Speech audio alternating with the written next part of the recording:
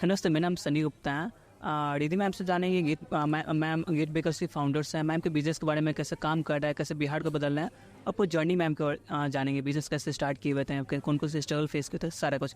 तो नमस्ते मैम, स्वागत है हमारे यूट्यूब चैनल पर। थोड़ा सा इंट्रोडक्शन आपका, जैसे ऑडियंस जो हमारे वीडियो को देख रहे हैं वो आपके बारे में जान सके, आपसे कनेक्ट हो सकें। बिल्कुल। मेरा नाम रिद्धि है। एक्चुअली मैंने अभी 1 साल पहले ही बेकरी प्रोफेशनल बेकिंग कोर्स किया था।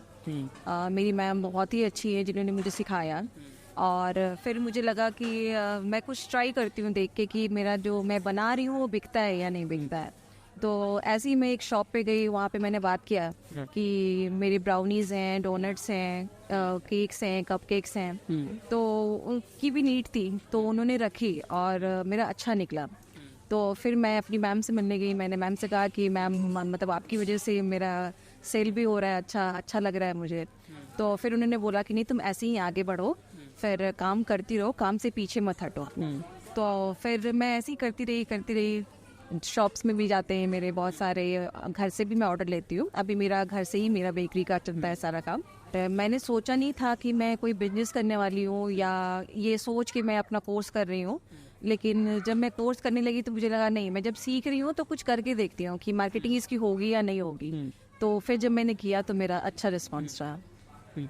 मतलब तो जैसे कि बहुत सारा ऑप्शन होता है बिजनेस में, बहुत सारे बेकरिंग का ही बिजनेस क्यों करना था? बेकिंग का इसलिए करना था कि मेरी डॉटर छोटी है अभी, तो उसे बहुत कुछ चाहिए होता है। जैसे मम्मा कभी मुझे केक खाना है, डोनट खाना है, वफल्स खाना है, तो मुझे लगा एक्चुअली मैंने सीखा उसी के लिए था।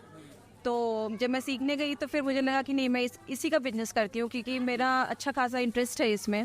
और मेरी मैम भी बहुत ही अच्छी है, सुमन मैम, जीवन ज्योति से मैंने सीखा है। तो उन्होंने जब बोला कि नहीं, तुम इस फील्ड में करके देखो, तुम्हारा इंटरेस्ट भी है, तुम कर लोगी। तो मैंने देखा हाँ, वर्क हार्ड है बट ऐसा नहीं है कि कुछ होता नहीं है, सक्सेस मिलता है बस। तो ऐसे ही मैंने तो ये था मेरा पॉइंट। और इसमें कौन कौन सा प्रॉब्लम फेस करना पड़ा था, जैसे मतलब? एक्चुअली ये चूँकि फूड बिजनेस है तो इसमें तो प्रॉब्लम फेस करनी पड़ती है, क्योंकि कोई ज़रूरी नहीं है कि आपने जितना स्टॉक बनाया उतने सारे आपके पास ऑर्डर आएंगे ही, और फिर लेफ्ट ओवर हम अपने कस्टमर को देना नहीं चाहते हैं, क्योंकि फ्रेश थिंग मार्केट में तो कमी नहीं है, बहुत सारी बेकरीज हैं। तो अगर हमारा बिक रहा है तो क्यों बिक रहा है, हमारा कुछ तो नया होगा, कुछ अलग होगा। जैसे मेरा है कि मैं बिल्कुल प्रिजर्वेटिव फ्री बनाती हूँ, क्योंकि ये बच्चे के प्रोडक्ट्स ज़्यादातर बच्चे ही खाते हैं, चॉकलेट्स, केक्स, कप केक्स। तो मैं नहीं चाहती कि उनको कोई हार्म हो, क्योंकि मेरी खुद की भी बेटी है। तो फिर मैं इसलिए सारे प्रिजर्वेटिव फ्री ही प्रोडक्ट्स बनाती हूँ। तो मार्केट में आप इस गली से निकलोगे दूसरी गली जाओगे, कहीं ना कहीं आपको मिल जाएंगे, लेकिन कोई गीत बेकर्स के पास क्यों आएगा? कुछ तो डिफरेंट आपको करना होगा, तभी आपके पास लोग आएंगे।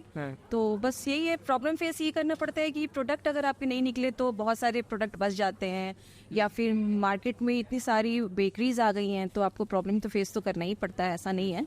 लेकिन चलो देखते हैं। अब कोई आपके साथ मिलकर काम करना चाहता है या कोई आपसे परचेस करना है तो कैसे कॉन्टेक्ट कर सकता है?